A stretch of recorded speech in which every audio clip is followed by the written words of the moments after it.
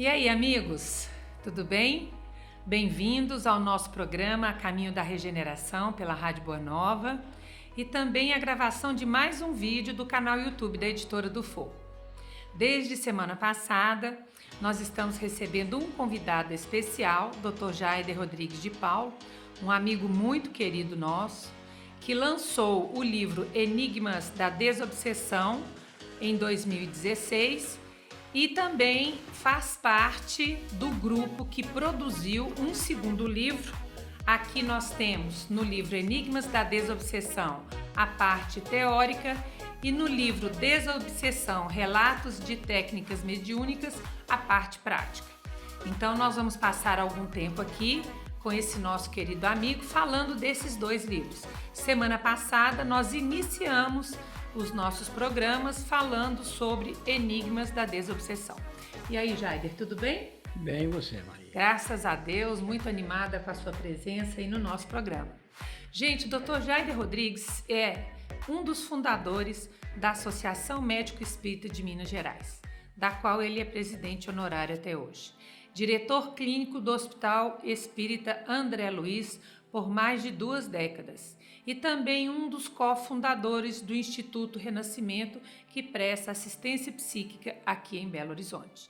Então, ele é psiquiatra, ele trabalha já há décadas como dialogador nas reuniões mediúnicas e as experiências narradas, tanto nesse livro, a teoria desse livro, quanto as experiências narradas no segundo livro, que é do grupo do GEM1, Grupo de Estudos Espíritas de Mediunidade.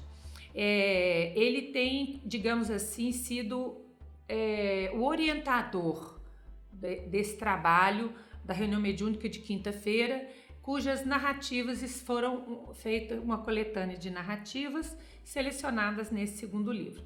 Mas a gente não vai se preocupar com esse segundo livro agora, vamos falar sobre o livro Enigmas da Desobsessão. Semana passada nós encerramos o nosso programa com o Jaider falando sobre a diferença entre aqueles espíritos que falam pouco, mas deixam seus objetivos muito claros, e aqueles que falam muito e querem esconder alguma coisa. Então nós vamos iniciar o nosso programa hoje perguntando a você, Jaider, como que num espírito que se fala pouco, ele é muito conciso, ele é muito inteligente, ele é muito objetivo, como criar oportunidades para ele migrar dessa postura de objetividade defensiva para uma de espontaneidade, onde você consegue ler nas entrelinhas qual o propósito dele. Certo. Nós, nesse livro, nós dividimos, assim, vários tipos de espíritos, entidades comunicantes, né?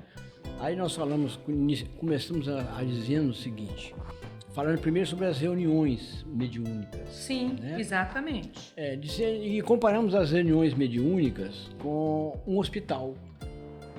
Então começamos dizendo o seguinte, que reuniões mediúnicas que as pessoas estudam pouco e que não têm assim, muita preocupação em se preparar melhor, mas que se reúnem às vezes anos, décadas, do mesmo jeito, né? Faz o bem, sim, faz o bem, sim.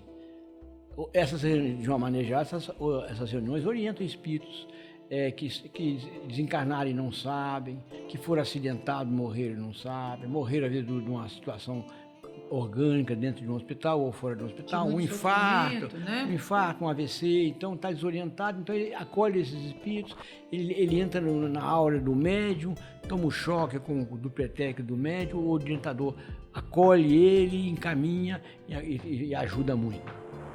Mas, assim como o hospital, aí seria aqueles atendimentos num ambulatório, que o indivíduo chega no ambulatório, precisa drenar um abscesso na unha, tirar uma verruga, tirar um espinho encravado, coisas simples que se faz no ambulatório mesmo.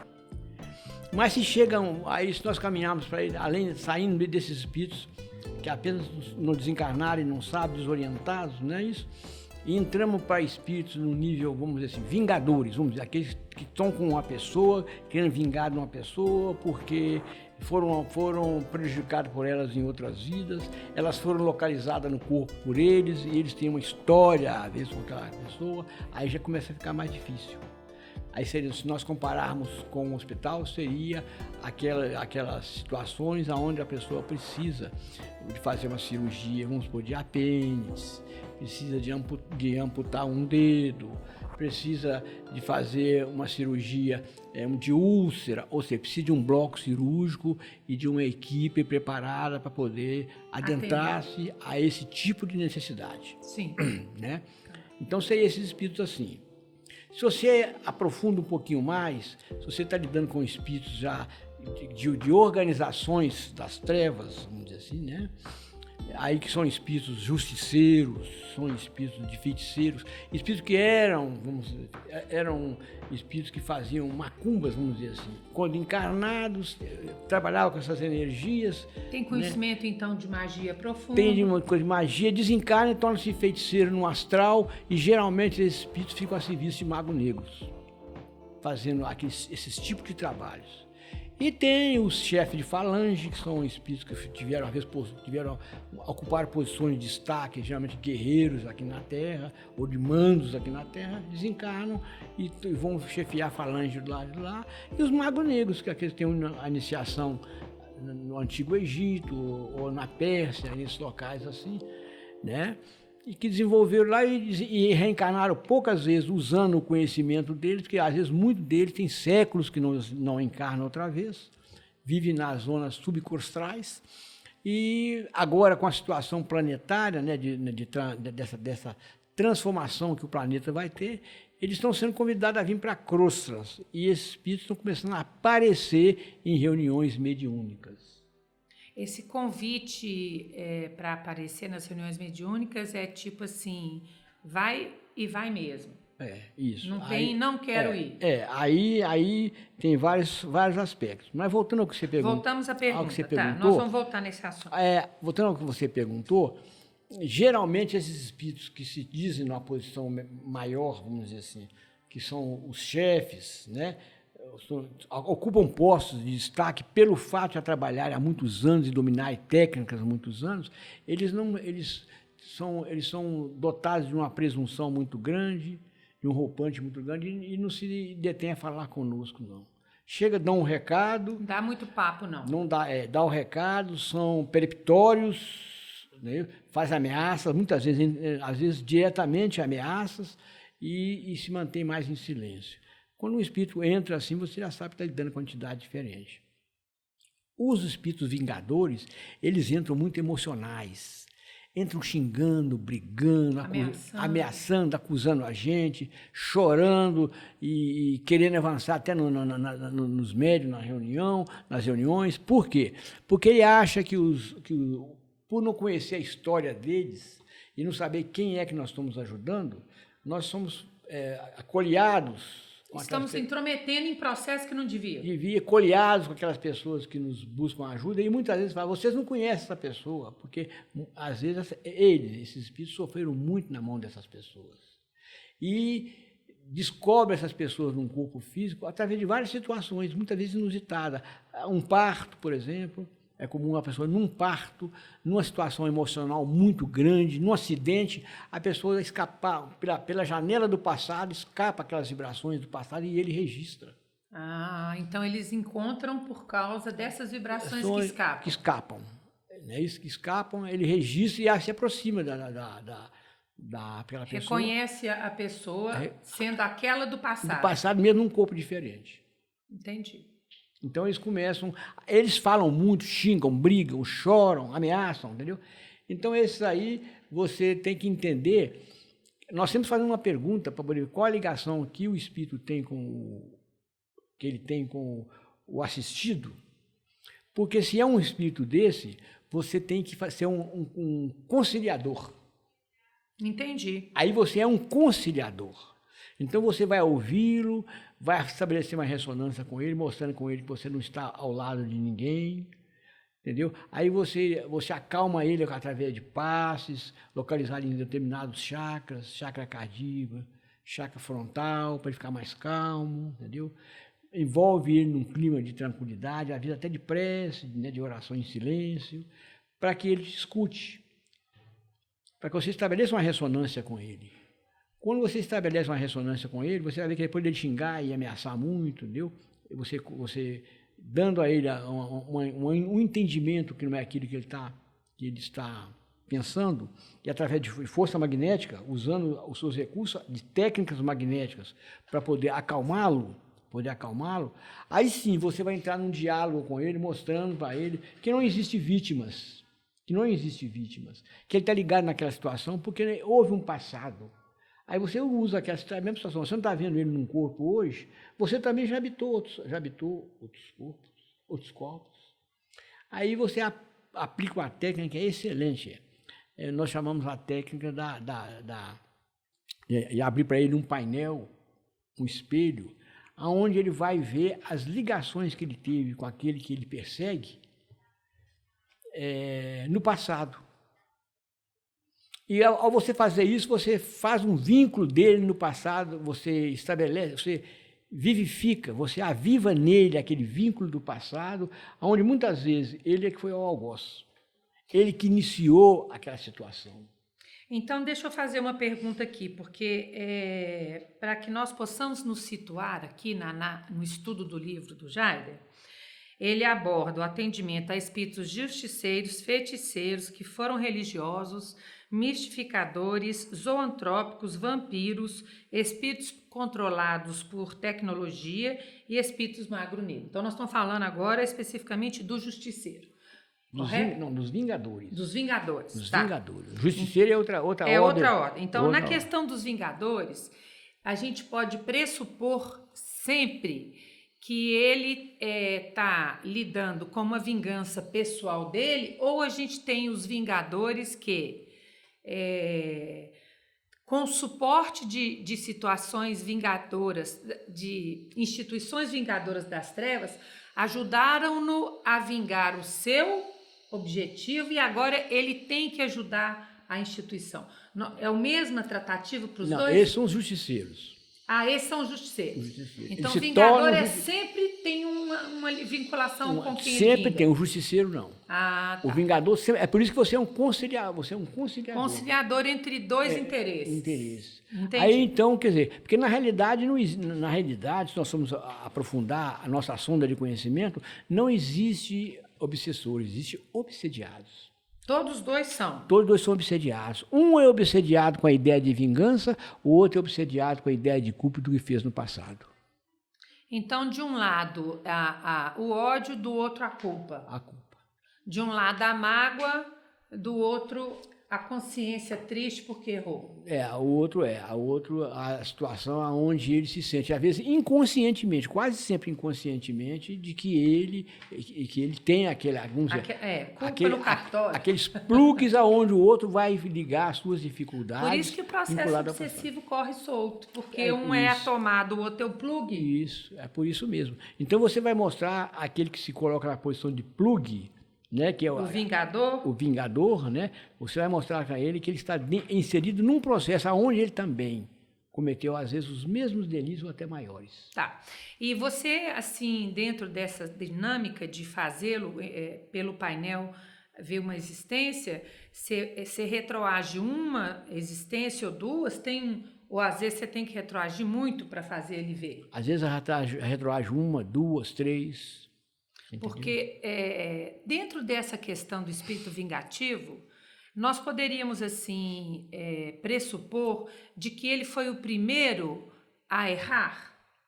Não, nem sempre podemos falar que ele foi o primeiro, mas pelo fato do outro já estar reencarnado, o outro já mobilizou nele energias conscienciais que ofereceram a oportunidade da reencarnação.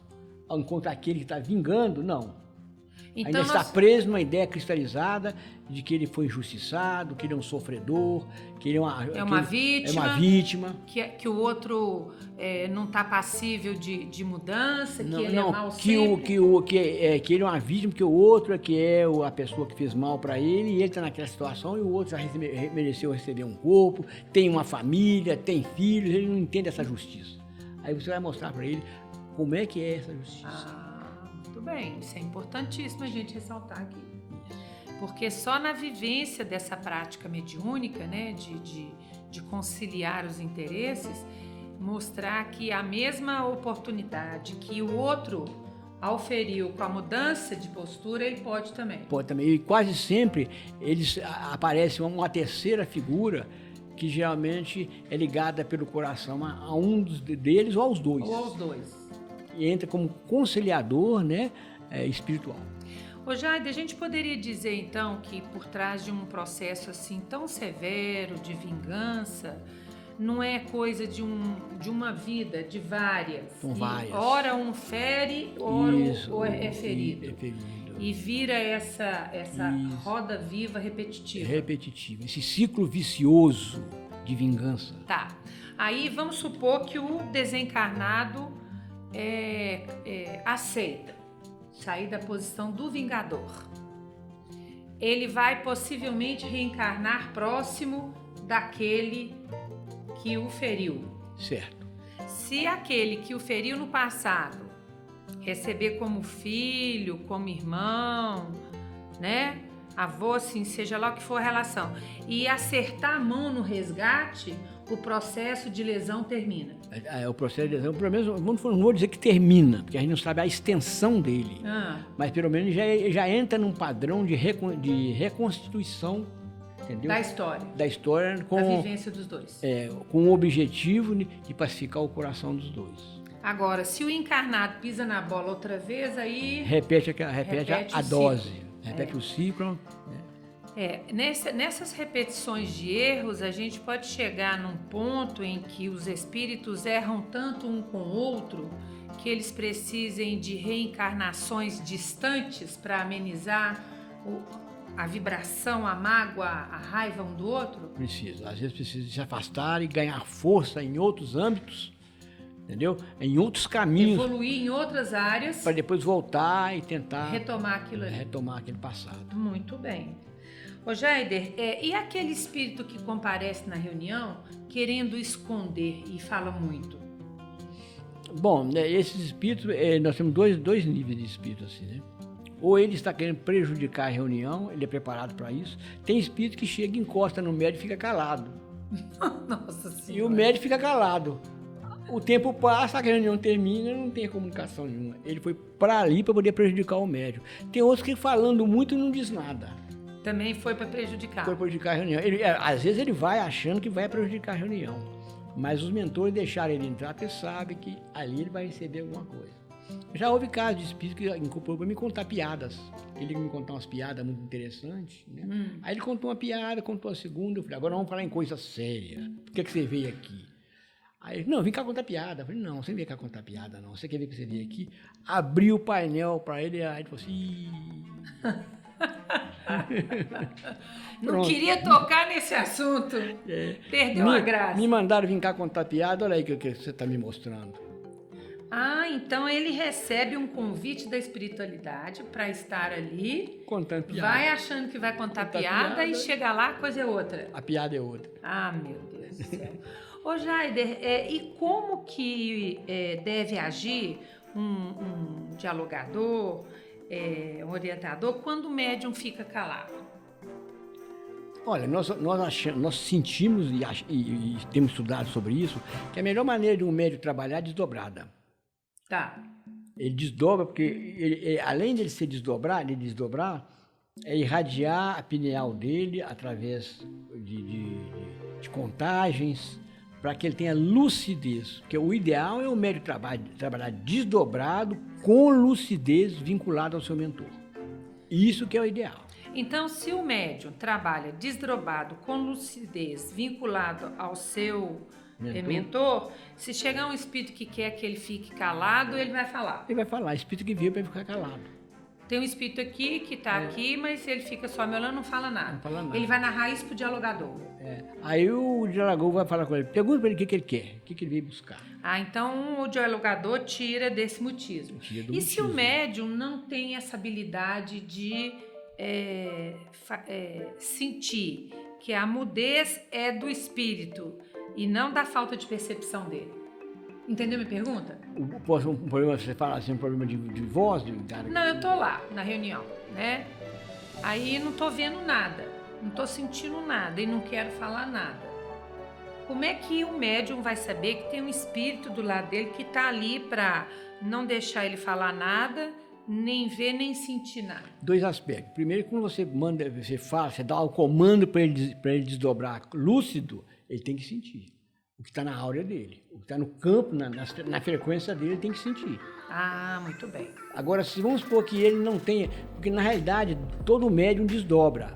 A questão é saber, ter lucidez, ter consciência de que está desdobrado. Porque para poder ele receber um outro espírito, vamos dizer assim, não é isso? Dentro dessa nomenclatura, ele tem que estar desdobrado. Para ele ter essa percepção mais lúcida. Lúcida, isso. Um dos fatores primordiais De uma reunião de desobsessão é ter essa destreza. É ter essa destreza. Isso aí é condição. Isso é uma conquista ao isso longo é condição, do tempo. condição sine qua non. Agora, a questão da faculdade mediúnica, o Kardec fala que ela é orgânica. O que quer dizer isso? É que os neurônios dele são preparados, o duplo etérico dele é preparado, até o perispírito dele é preparado, para ele poder se desvincular com uma certa facilidade do corpo físico, entrar na dimensão dos espíritos e captar o pensamento dos espíritos. Entendi. Isso aí que é faculdade mediúnica. Por isso que ela é orgânica, ela é neuronal, vamos dizer assim, e energética no duplo etérico. E esse desdobramento lúcido na companhia do amigo espiritual já pressupõe um certo tempo de trabalho. Traquejo nessa área. Ok. Por isso que é isso que acontece numa reunião de desobsessão. É isso. O melhor é trabalhar dessa maneira. Agora, tem médico que está desdobrado, mas ele não sabe. Por exemplo, ele fala assim, eu estou vendo... Ele fala o ambiente que ele está vendo. Você está desdobrado? Ah, não sei. Ele não tem autoconsciência de que está desdobrado. Mas aí o trabalho de desobsessão é feito da mesma forma? É feito da mesma forma. Só que quando você tem consciência de estar desdobrado, você pode dirigir mais ativamente, mais proativamente o seu pensamento, os seus desejos, aquilo que você quer fazer. Como assim? Por exemplo, você desdobra e sabe que está desdobrado. Aí o segundo passo, a gente pede para poder ele entrar em contato com o mentor dele, buscar o mentor mentalmente. Procurar ver se possível, se não sentir o mentor. Certo. Se ele se ligou ao mentor, ele já vai ganhar mais consciência do que tem a fazer. O mentor vai orientar tem com maior upgrade facilidade. Lá na capacidade dele. Isso. Então ele vai falar o que tem que fazer, o que o espírito está sentindo e qual que é a função que ele vai exercer ali. Ele vai ativamente dirigir. O próprio médium vai ter condição de fazer a leitura. A leitura com o mentor dele amparando. Muito bem. Agora, se ele não tem essa consciência, ele chega num ambiente e está desdobrado e não sabe. Você vai induzi-lo a ver o que o espírito tem. Vai induzi-lo. E o que o espírito precisa. Antes da comunicação mediúnica? Não. Depois que vamos supor, começa a comunicação, ele começa a entrar num transe mediúnico. Sim. Aí chega, estou num ambiente, estou no quarto, tem um espírito numa maca. Ah, então você já está falando de uma narrativa do médium que antecede ao trabalho mediúnico, mas ele não sabe. Ele situa o dirigente do que ele está percebendo. Mas ele não sabe. Você está desdobrado? Não sei. Ah, entendi. Não sei que estou dobrado. Então, numa reunião de desobsessão, a gente já pode, então, entender que a narrativa do médium, da situação do entorno antes do trabalho, é fundamental. Fundamental. Sabe por que é fundamental? Porque você evita muitas mistificações quando o médium está desdobrado e tem consciência. Você evita muitas mistificações, evita muitas armadilhas que esses perseguidores das trevas, muito inteligentes, fazem. E nesse caso do médium não ter esse hábito de narrar o que está percebendo e já entrar direto na comunicação, dificulta o trabalho de desobsessão? Dificulta. Vamos dizer, ele não deixa de realizar, mas dificulta o trabalho. O trabalho tem que ser feito, vamos dizer assim, com uma maior perspicácia do orientador. Entendi. Entendeu? Então, compartilhar do que está vendo antes de da passividade na comunicação é um fator positivo. Positivo. Por exemplo, vou lhe dar um exemplo. Às vezes o espírito chega queixando, gemendo, que está com dor assim, dor, falando com dor. Aí eu já vi isso muitas vezes. O orientador fala, não, meu amigo, você vai ficar calmo, fica calmo, coisa e tal, você vai melhorar. Aí depois o espírito dá uma gargalhada. Aí diz o que acontece quando ele dá essa gargalhada? Ele desqualifica a reunião, tanto energeticamente como a moral dos participantes. Então, se o médium já identifica isso, já dá meio caminho andado. Tem um espírito zombeteiro que está rindo muito e está querendo comunicar. Pronto. Aí já caminha para outro lado. Ele pode chegar com dor assim que você já está sabendo. Então tá bom. Pessoal, chegamos ao final do nosso programa outra vez. Passa rápido, né? Mas vocês continuem conosco. Semana que vem, Jaider continua compartilhando conosco as experiências dele. Tenha uma boa semana.